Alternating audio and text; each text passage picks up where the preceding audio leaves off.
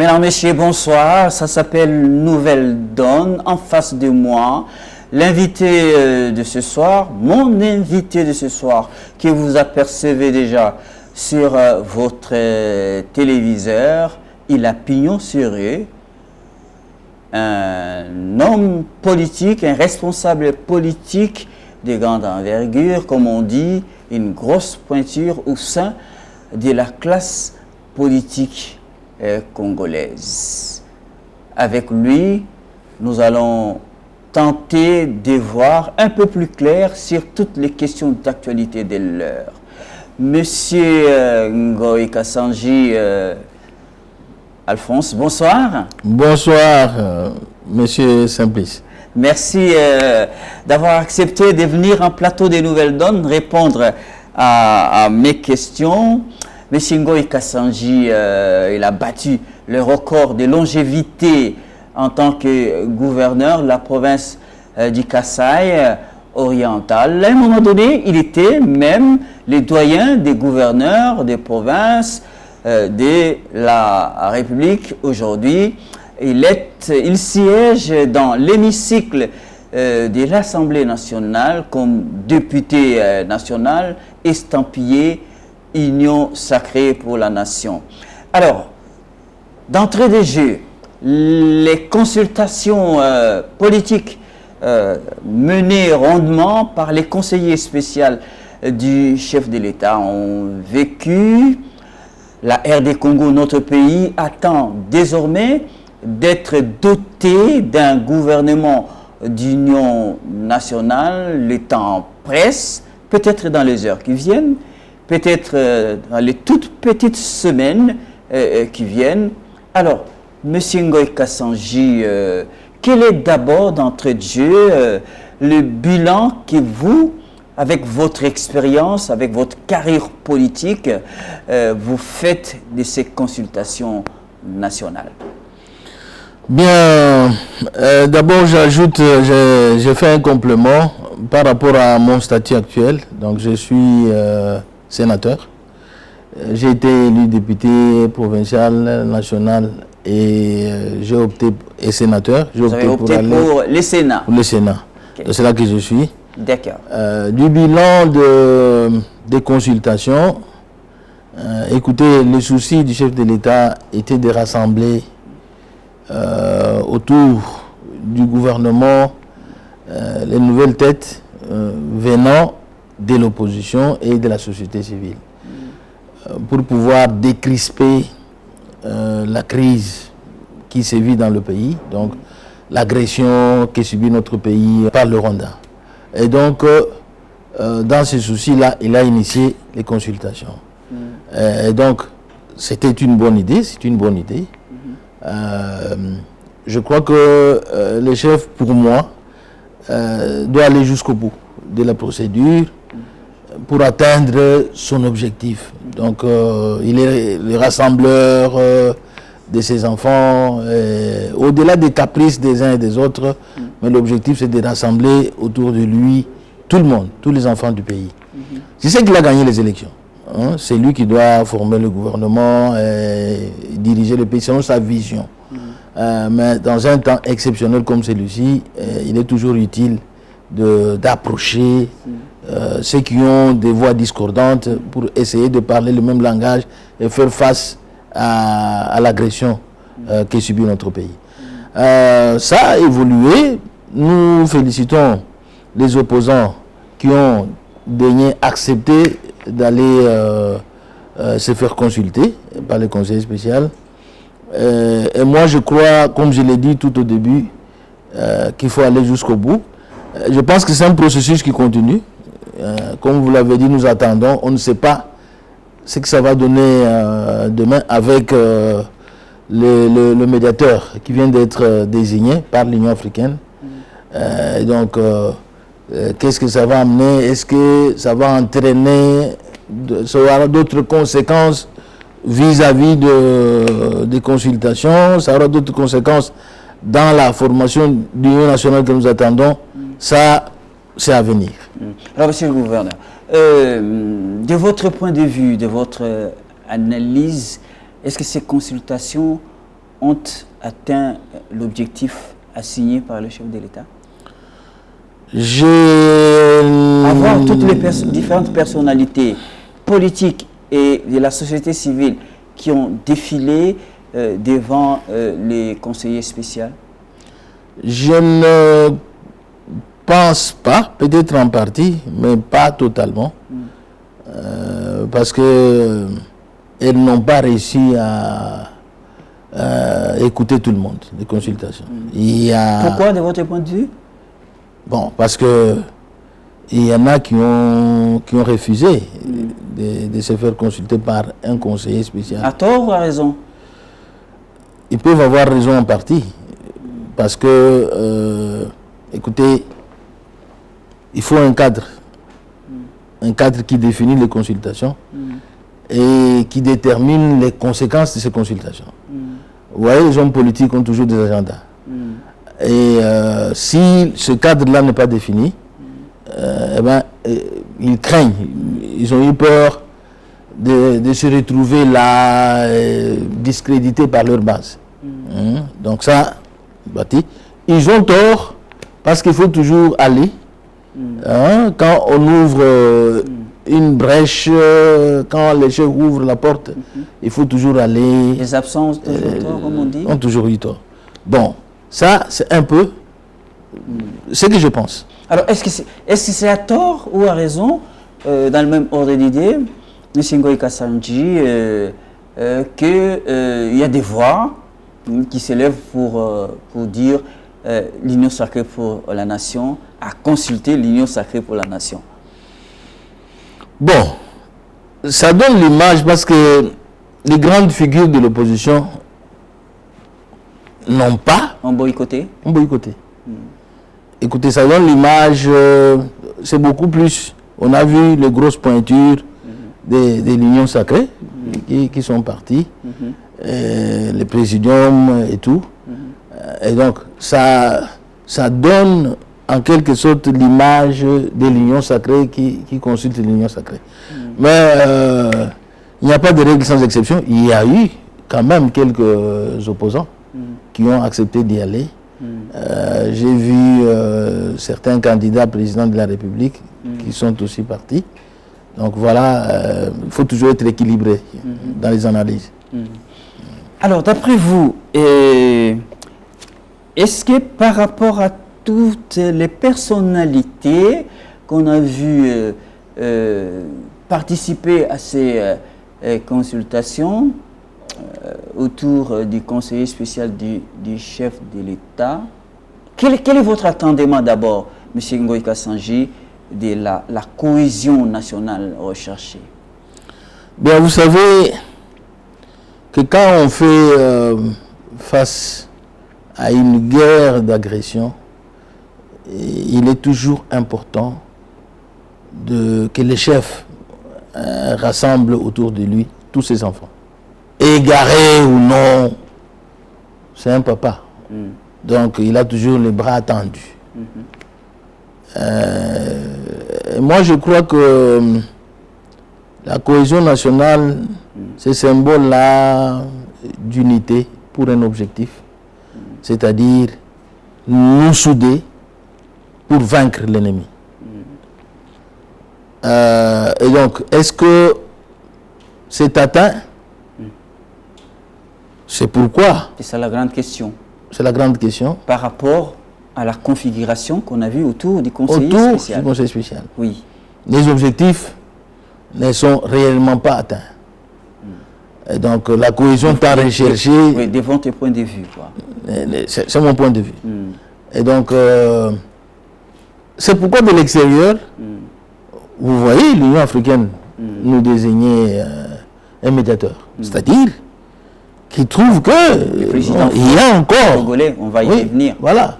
Donc, il trouve qu'il y a encore des choses, des situations.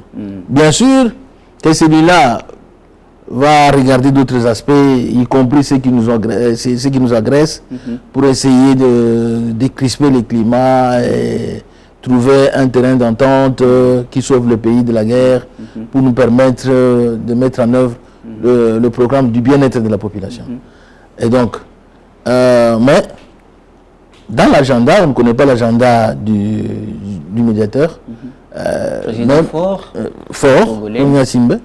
Donc, je crois que il va intégrer la donne de l'opposition interne qui n'a pas pu être consultée par le conseil spécial. Quand vous parlez comme ça, ça vous traverse l'esprit de voir d'autres consultations à venir avec le médiateur togolais Gnassingbé Fort? C'est fort possible. C'est fort possible parce que un médiateur ne peut pas aller dans un pays pour décrisper une crise et laisser certains langages contraires. Donc c'est pour aboutir à un consensus de paix qui sauve le pays. Mais si il y a encore des voix discordantes, je crois qu'il les approchera. Il les approchera pour essayer d'arriver à une solution consensuelle. Ce qui devrait permettre de jouer les prolongations en attendant la formation du gouvernement d'union nationale, vous pensez? Est-ce qu'on parlera du gouvernement d'union nationale dans le contexte actuel des consultations qu'on a vues? Après la fin de ces consultations, je ne crois pas. Possible. Je ne crois pas. Je ne crois pas que le gouvernement sortirait bientôt. À mon avis, le chef intégrera la donne qui viendra la médiation de l'Union africaine. Il intégrera cette donne pour se décider si ce qu'il doit faire. Et tout. Parce que l'objectif, comme on l'a dit, c'est d'atteindre la cohésion. Est-ce qu'on peut se dire que la cohésion a été atteinte? Je ne crois pas. Il y a des points d'interrogation et la réponse définitive est qu'il y a de plus en plus de voix qui s'opposent. Et donc, en interne, d'abord. Ceux qui n'ont pas pris... Même en interne, on sait de l'Union sacrée pour la nation, vous voulez dire? Je crois que quand on n'a pas encore réglé au sein de l'Union sacrée, la problématique de... Il y a des voix dissonantes. Du bureau, d'abord Vous savez de quoi vous parlez? Il y a des voix dissonantes au sein de l'Union sacrée. Bien sûr. Par rapport à la configuration, par rapport l'Union sacrée elle-même. La manière dont on a vu se dérouler les consultations. D'abord l'Union sacrée elle-même.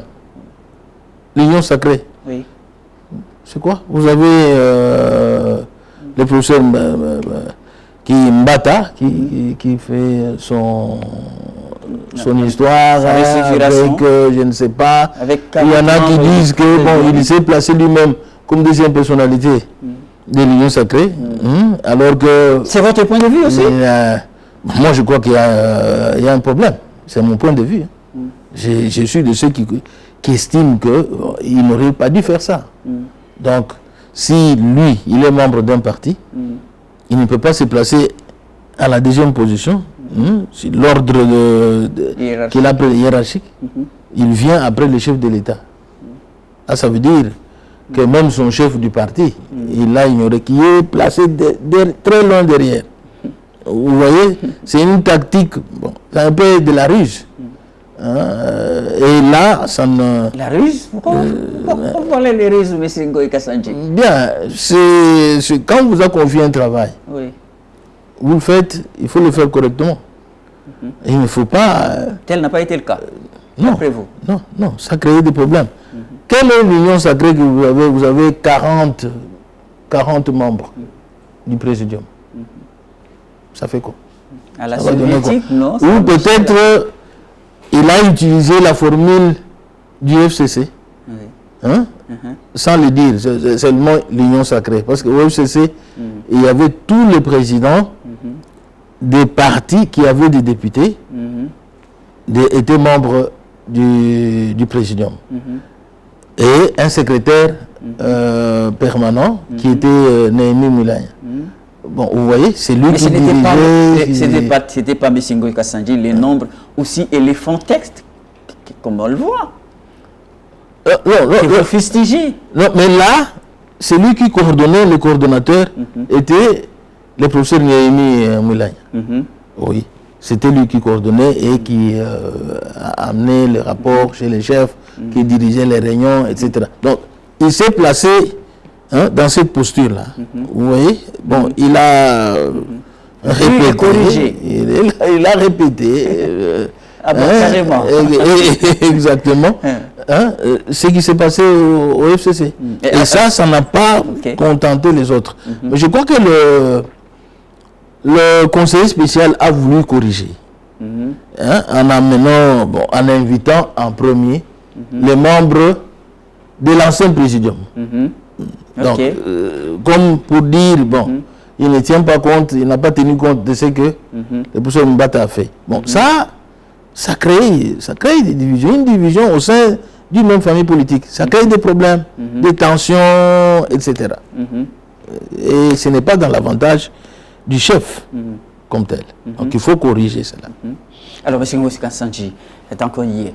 Est-ce que cette façon de faire du professeur Mbata, secrétaire permanent de l'Union sacrée pour la nation, a dû impacter les consultations nationales menées par le professeur Ebérand?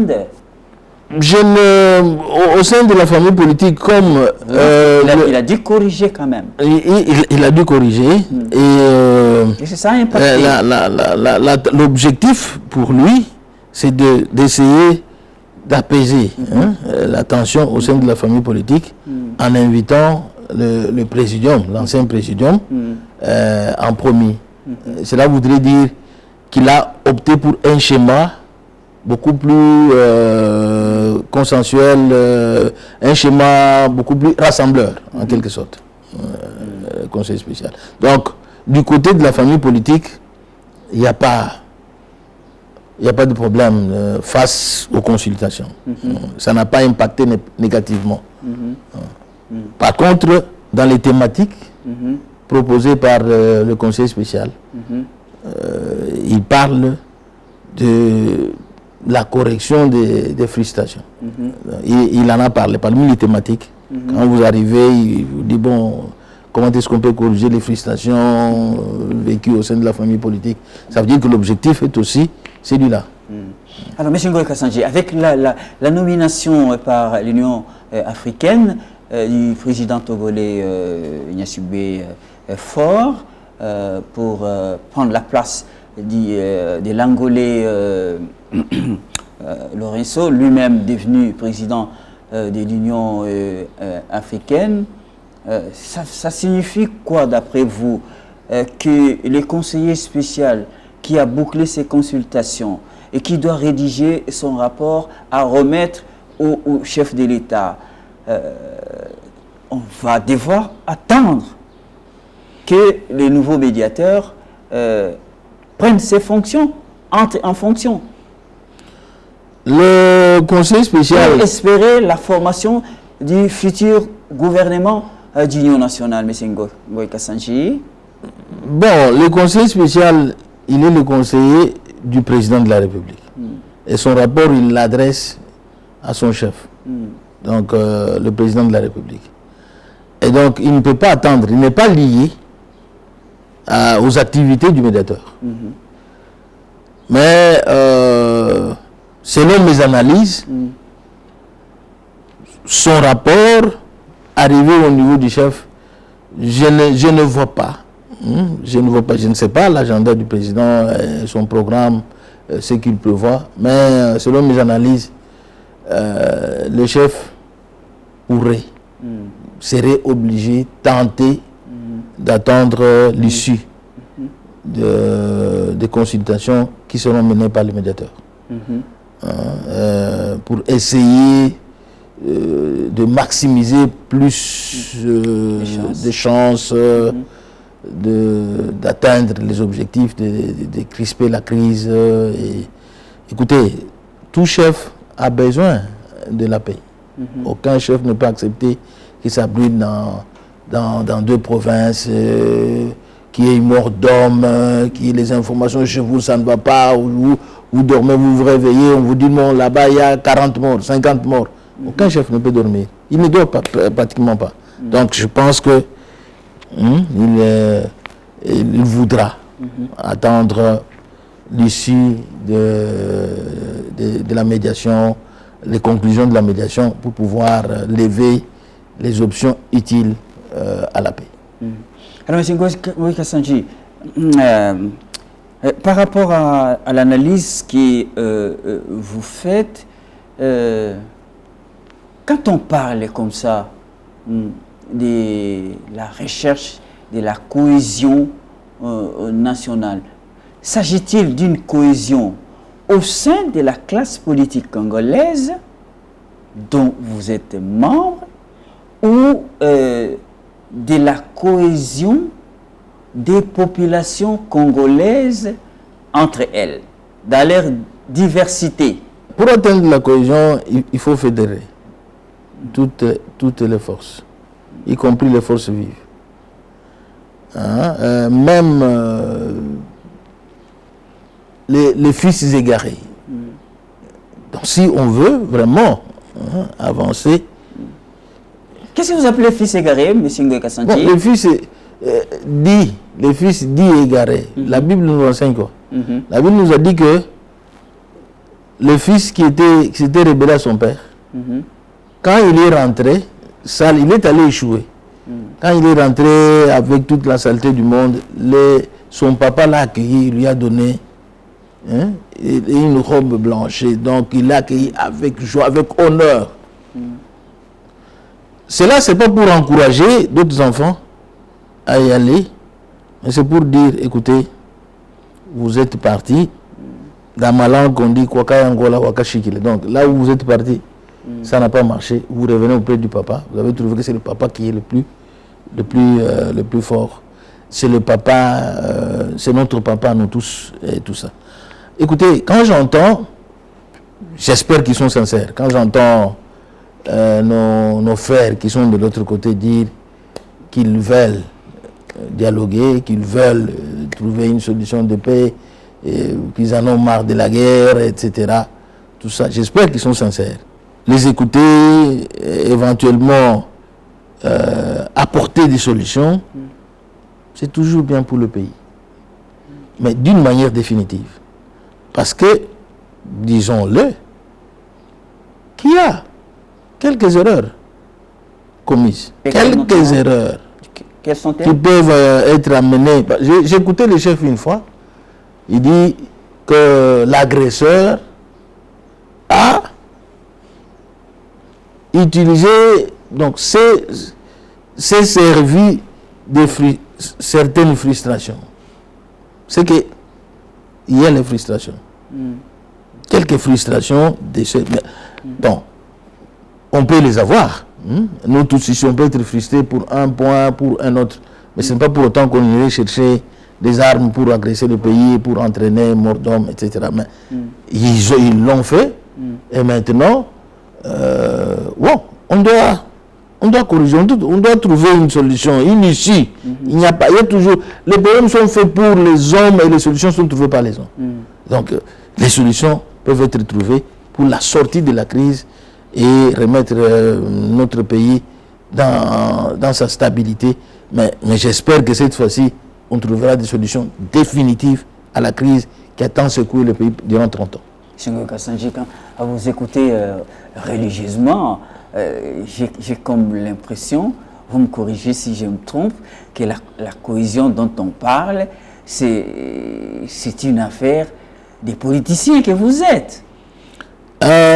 Absolument pas, parce que, à mon entendement... Si les politiciens, vous vous mettez d'accord, à ce moment-là, il y a cohésion nationale. Pas nécessairement. Est-ce que tous ceux qui ont pris les armes sont des politiciens? D'une certaine manière. Je ne crois pas. Ils ne sont pas nécessairement politiciens. Je crois que Nanga, il a un parti politique, mais il y en a qui pensent que bon, c'est pour leur peuple se sent opprimé, etc., qu'ils ont pris les armes. Nous voyons l'Église se mettre debout. Il y a l'Église catholique protestante qui circule partout en vue de trouver l'issue de sortie à la crise, etc. Donc ces églises-là ne seront pas, sont intégrées dans la démarche. Nous savons, il ne faut pas négliger ça. Quand je vois les gens critiquer, je sais que ces deux églises ont joué un rôle dans ce pays. Comme lesquelles?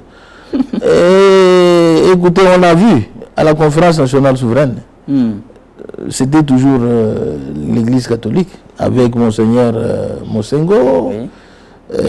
Bon, à l'époque, on peut tout dire, mais ça tant soit peu, sauver certaines situations, ça a permis aussi à l'arrivée progressive, l'entrée progressive vers la démocratie. Donc, la conférence nationale a fragilisé M. Mobutu et sa dictature. Donc, parce que c'était libre. Et qui dirigeait la conférence? C'était Monseigneur Mosengo. Si on remonte depuis l'époque du cardinal Maloula, c'est toujours l'Église. L'Église joue un rôle de contrepoids. C'est vrai que bon, nous qui sommes au pouvoir, nous sentons que bon, le rôle que joue l'Église ne nous avantage pas. Mais bon, écoutez, l'Église doit jouer ce rôle-là. S'il n'y a pas de contrepoids, bien, on peut y aller comme ça. Mais il faut ce contrepoids, ça nous interpelle pour nous interroger. Bon, sommes-nous sur la bonne voie ou pas? Et donc, c'est pour dire que les consultations ou la cohésion nationale n'est pas nécessairement l'affaire des politiques que nous sommes. Si on veut réellement l'atteindre, on doit intégrer tout le monde, y compris les forces vives. Alors, à la suite de l'analyse que vous faites, M. Ngoï Kassanji, les consultations nationales menées par les conseillers spéciaux du chef de l'État, c'est une chose, mais il faudra compter aussi en interne, compter aussi avec la médiation menée rondement par les binômes Église catholique et Église protestante du Congo. Il faudra compter aussi. Bien sûr. Est-ce que ça fait jonction quelque part ou, comme on voit, c'est deux choses qui se neutralisent? Vous savez, on a tous vu que les églises, d'autres églises qui s'attaquent à ce que les CC, l'église catholique font, ils sont allés aux consultations. Ça veut dire que ils ont une tendance vers nous, envers nous. Alors, nous qui sommes au pouvoir. Alors, par contre, ce que les CC fait et l'Église catholique, ils sont allés au-delà. Je n'ai pas vu les autres églises là aller rencontrer les chefs d'État de l'Ouganda. Pourquoi vous faites allusion aux les autres églises là? Non, les autres églises avec un certain ton qui sont comme ça. Bon, mais écoutez, j'ai lu sur vos lèvres, hein? Aujourd'hui, les autres... non, pas avec mépris.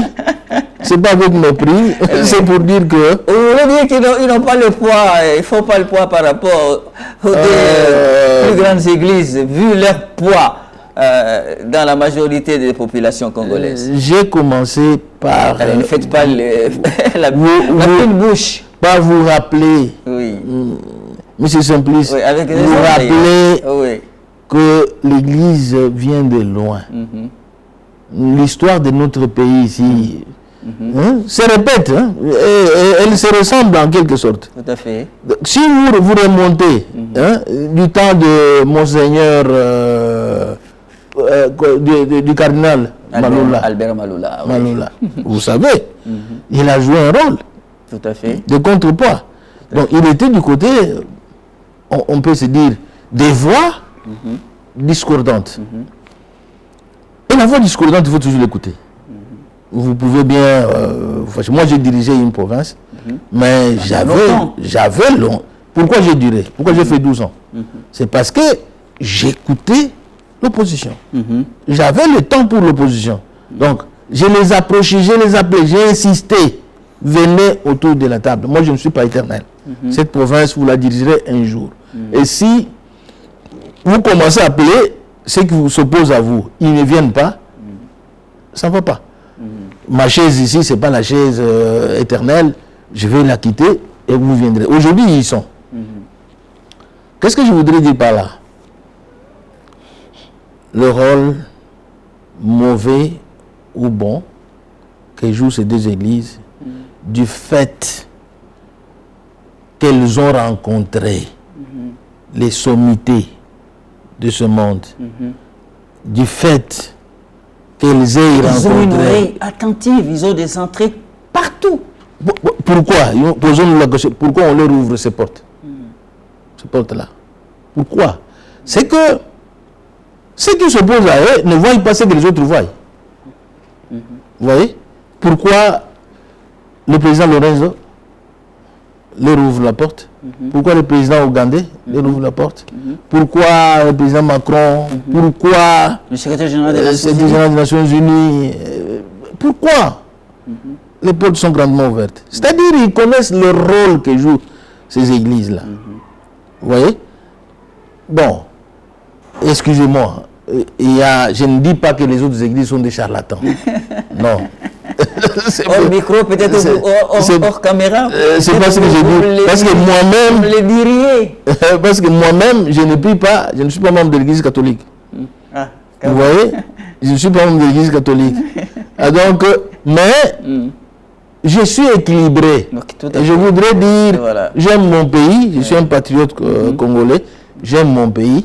Pour la sortie des crises, il faut écouter ces gens-là.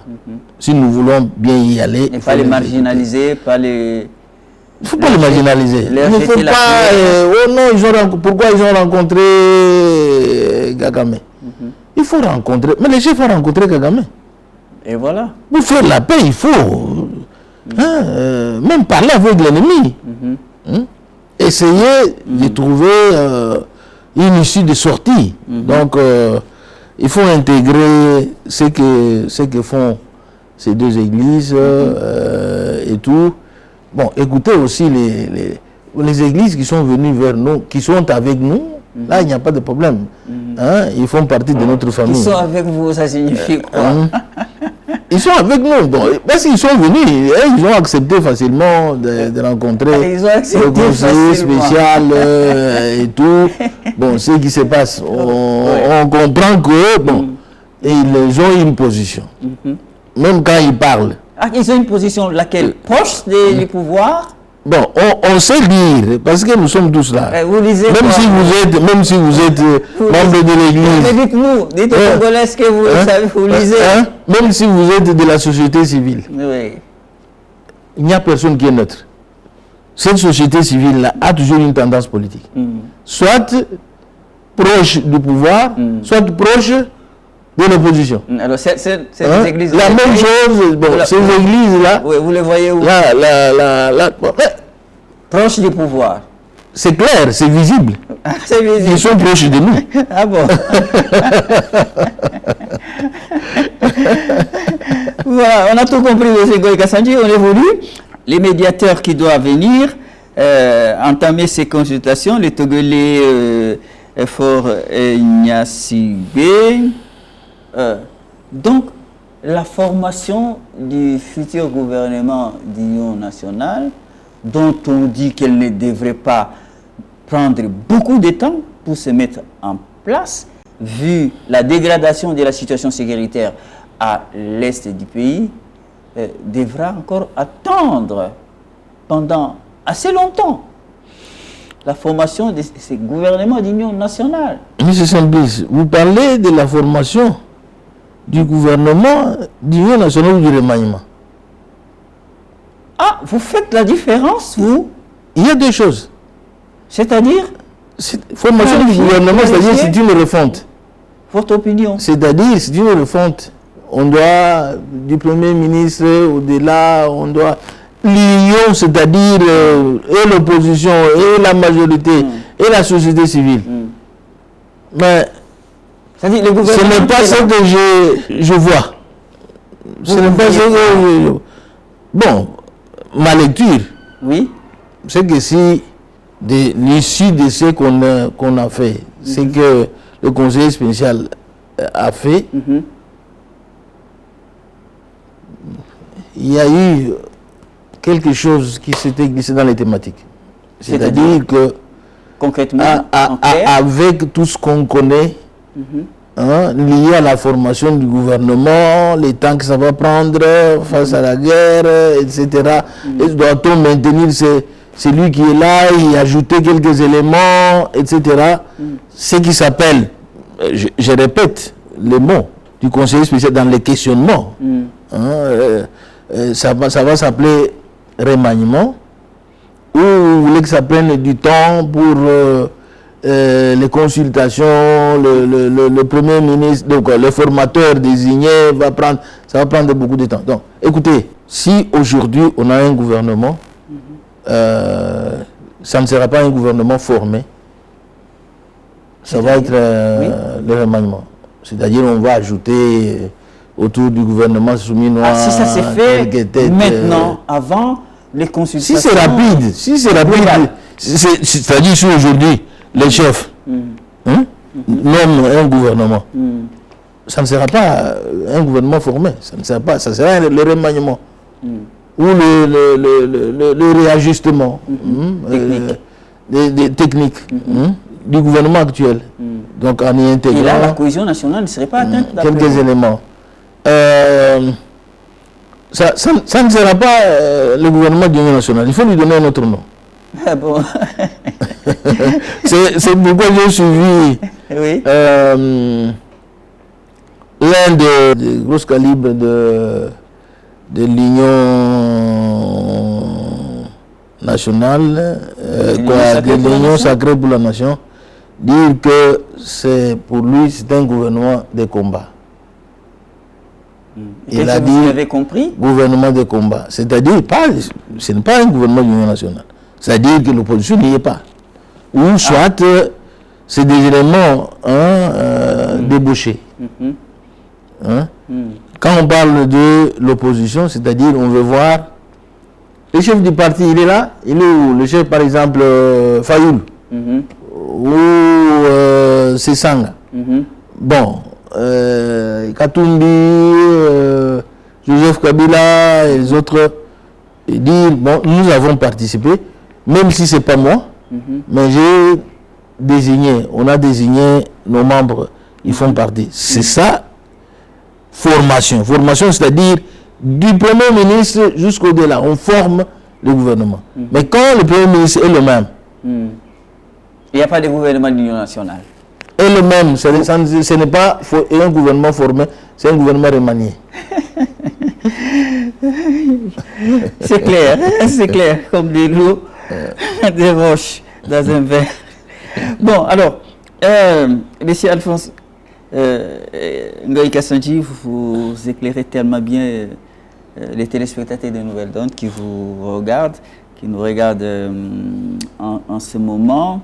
Quand viendra le véritable gouvernement d'union nationale? Quels devraient être, selon vous, les critères? Le gouvernement d'union nationale... Gouvernement des vertébrés, comme des gens comme vous?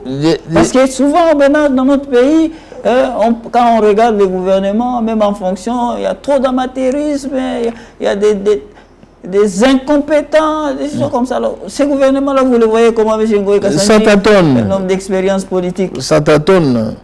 Il y a une mauvaise notion, donc une mauvaise application de la notion du renouvellement de la classe politique. C'est-à-dire clarifier. Ce n'est pas en nommant des amateurs qui viennent apprendre, etc. On est quand même scandalisé de voir que même au niveau d'un décret du Premier ministre, signé par quelqu'un d'autre. On se pose des questions. Comment ça peut arriver? Un décret ou un arrêté doit être signé par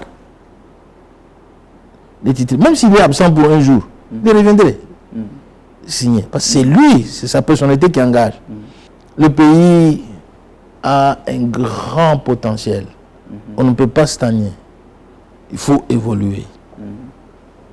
L'expérience compte. Nous sommes en face du directeur Simplice. Quand il a eu ses émissions avec un amateur, vous sentez la différence. Donc il faut que les jeunes se ressourcent auprès de lui pour émerger. Mais si vous écartez les uns et les autres, on sent toujours qu'il y a un syndrome. Pourquoi dans les grandes démocraties, vous trouverez, il y avait Joe Biden, il avait quel âge? Vous avez maintenant même Donald Trump, il a quel âge? La sagesse compte aussi. Je ne dis pas que je ne suis pas contre la jeunesse, non, mais il faut des vertébrés, les personnes qui ont la maîtrise, mais aussi, et puis de l'amour du pays. Aujourd'hui, plus que hier, le pays en a besoin. Hein? On en a besoin. Vertébrés. On ne doit pas se contenter de dire c'est positif. C'est positif par rapport à quoi?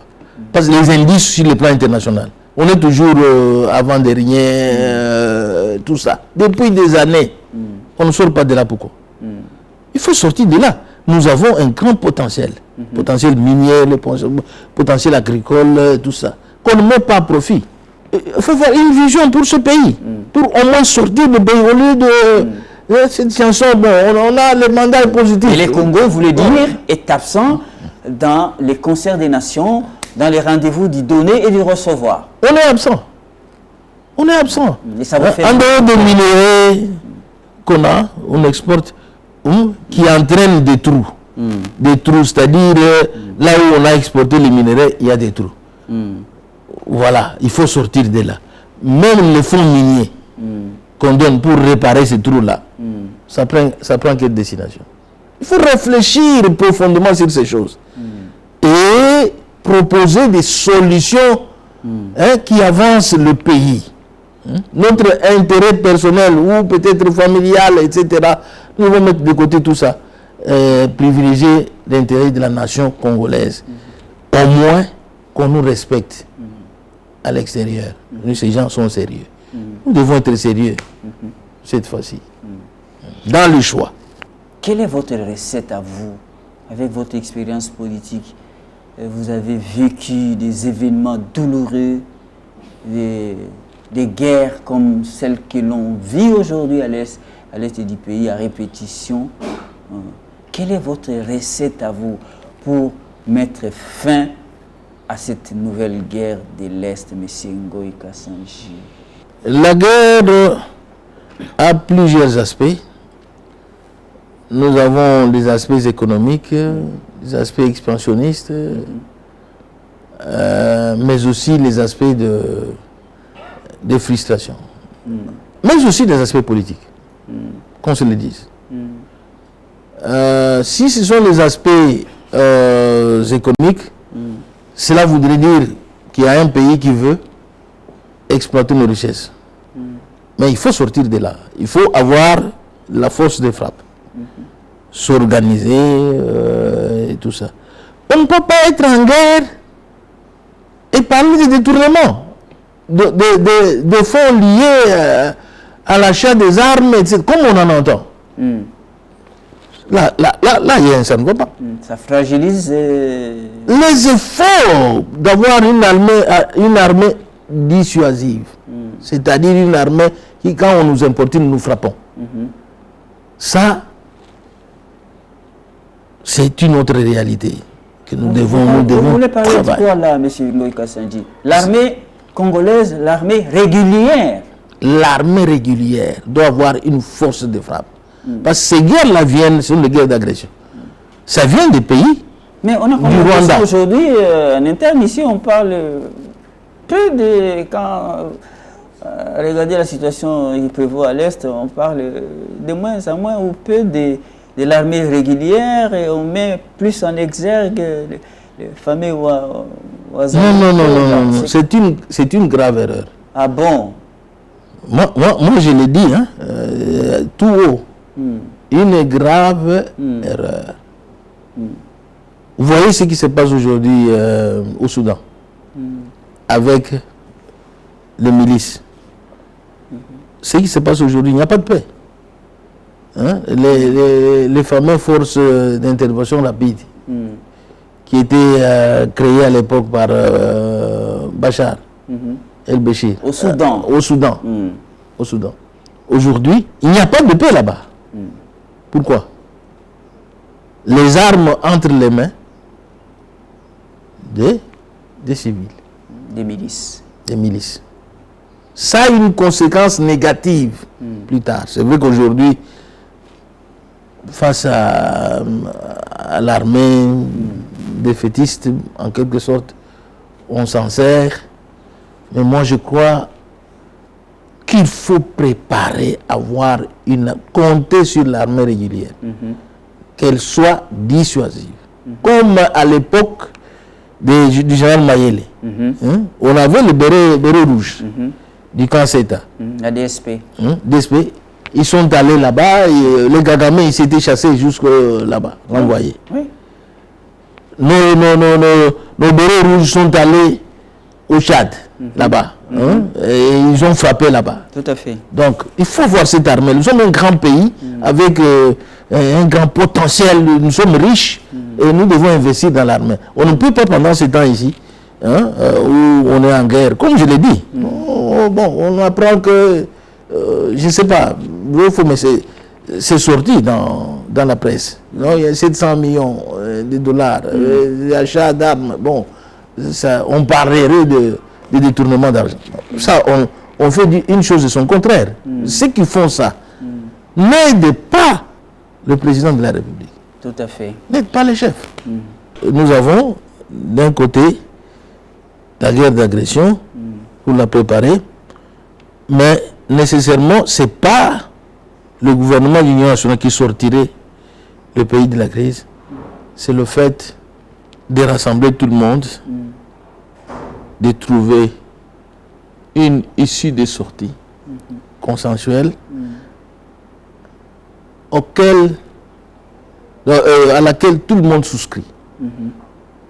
Tout le monde souscrit. Cette crise ici on ne doit pas être triomphaliste. C'est-à-dire, nous avons gagné les élections. Oui, on les a gagnées. Mais aujourd'hui, il y a ceux qui ont gagné les élections dans les provinces occupées aujourd'hui, qui ne sont pas dans leur poste. Comment réparer ça? Comment avoir des solutions définitives à la guerre? C'est-à-dire, comme je l'ai dit, l'armée doit être puissante, dissuasive, mais de l'autre côté, une solution qui rassemble tout le monde. Un consensus. Il faut trouver un consensus sur cette question. Il y a les aspects, j'ai parlé de frustration. Comment on corrige les frustrations? Il faut les corriger s'il y en avait. Sur le plan politique, il y a eu des choses. Il y a eu des choses que nous ne pouvons pas dire. Il y a aussi des erreurs commises dans certaines déclarations qui ont frustré les uns et les autres. Mettons de l'eau dans nos vins et puis essayons de sauver le pays. Cela dit, à vous entendre parler des consultations ou des médiations externes du genre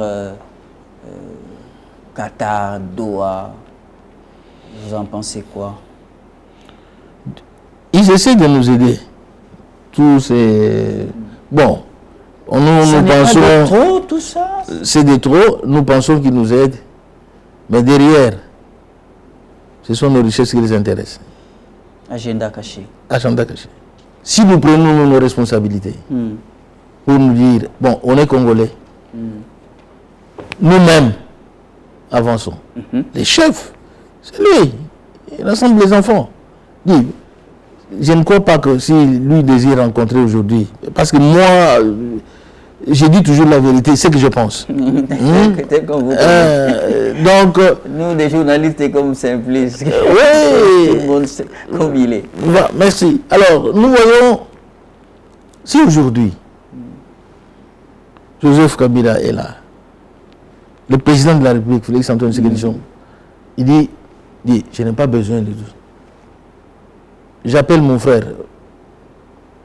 Venez, qu'est-ce que vous voyez pour trouver la solution? C'est l'une des solutions à cette crise.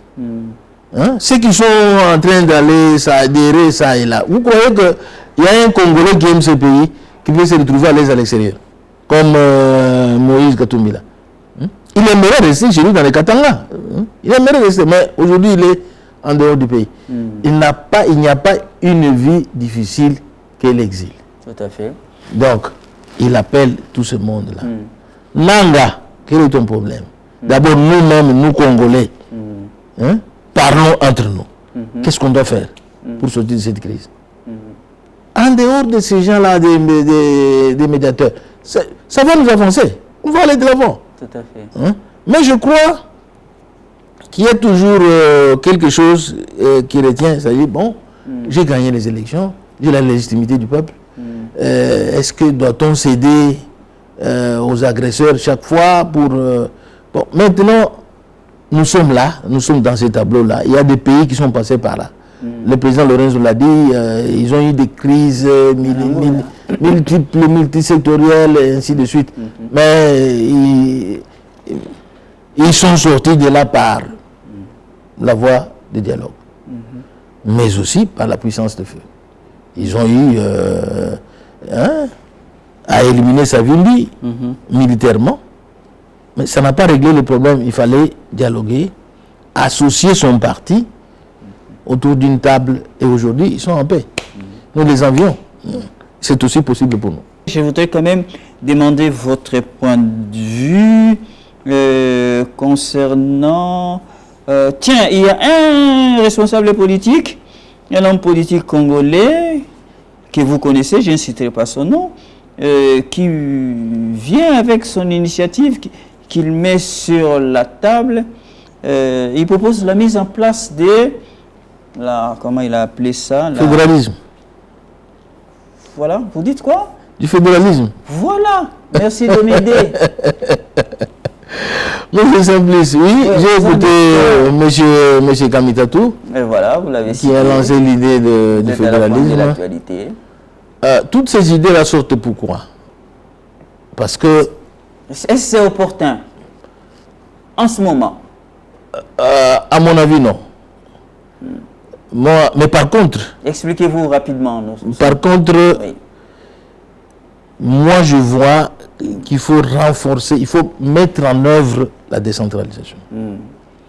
Elle n'est pas mise en œuvre. Vous êtes un des champions de la décentralisation. Elle n'est pas mise en œuvre. Comme gouverneur du Kasaï oriental, M. Ngoï Kassai. Elle n'est pas mise en œuvre. Qu'est-ce que je voudrais dire par là? Les entités décentralisées, fortement décentralisées. Fortement décentralisées.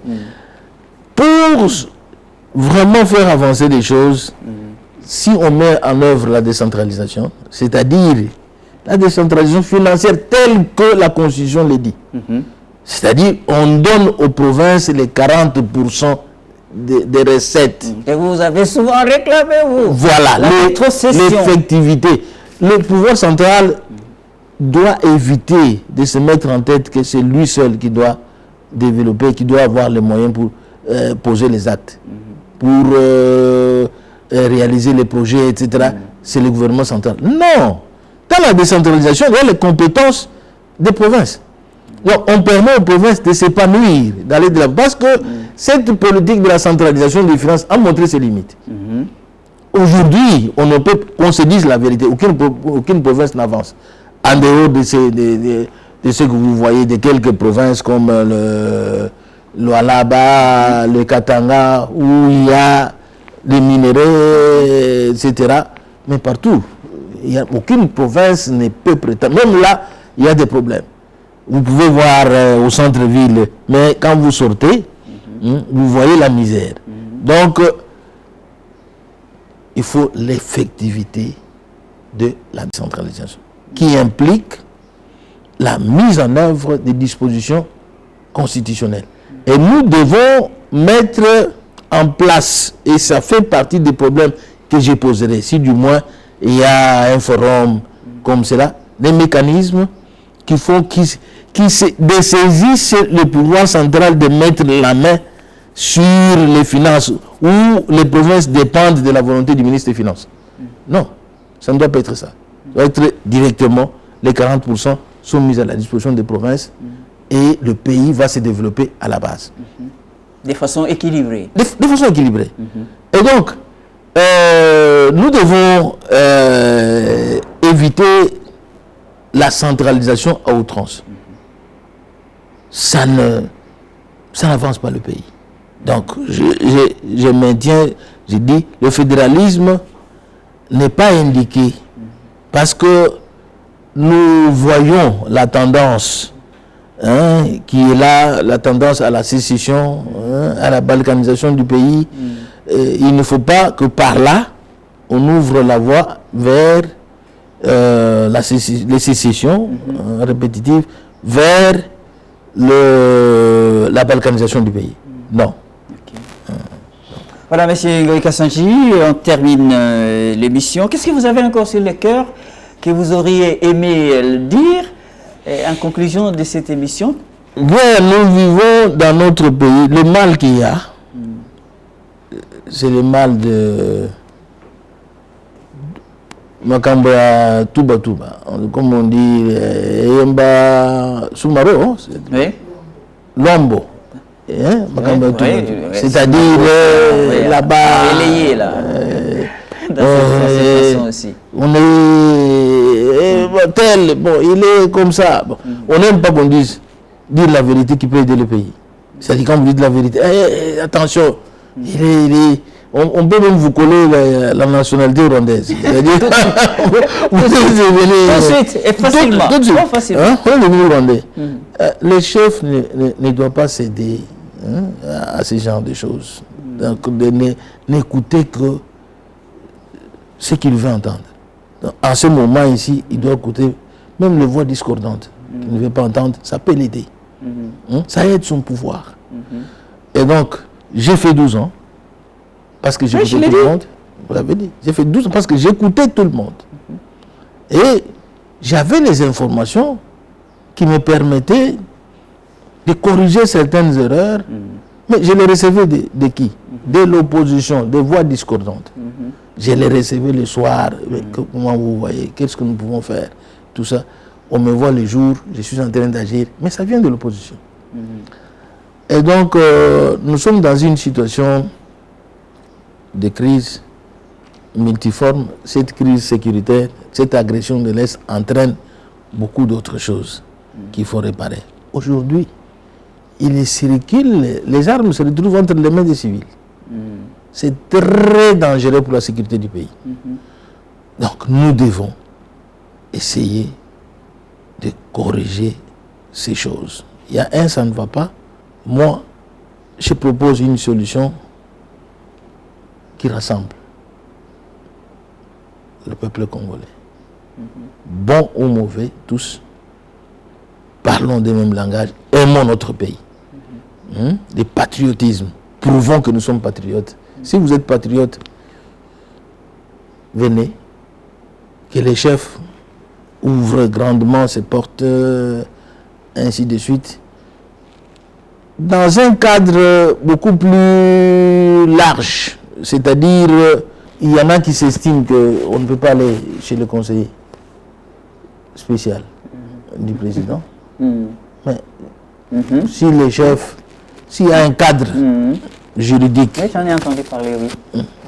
Et s'il y a un cadre juridique qui, une ordonnance qui met en place les concertations, quoi, les discussions, je crois que ça permet à tout le monde de s'exprimer. Il faut écouter tout le monde, essayer de voir qu'est-ce qui ne va pas, pourquoi nous sommes ceci, pourquoi il y a toujours des guerres à répétition entre nous, d'abord Congolais.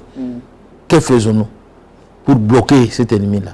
Se parler, c'est toujours important pour sauver notre nation. Voilà ce que je voulais dire. Voilà, Alphonse Ngoï Kassanji, était l'invité des Nouvelles Donnes ce soir, avec toute l'expérience qui est la sienne en matière politique, en matière de gestion des affaires de l'État, venu ce soir apporter ses éclairages au bénéfice de la sortie des crises qui prévaut actuellement dans notre pays. Merci à vous d'être venu nous voir ce soir.